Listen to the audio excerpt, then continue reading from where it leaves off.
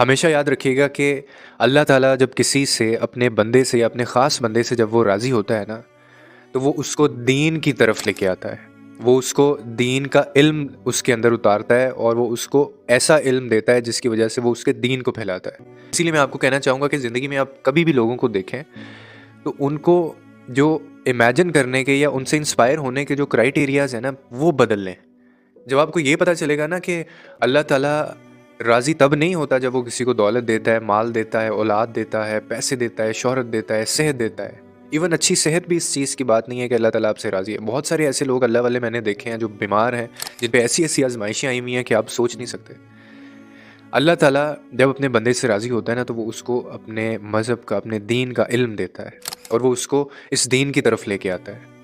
یہ وہ واحد کرائیٹیریا ہے، جب بھی آپ کسی شخص میں دیکھیں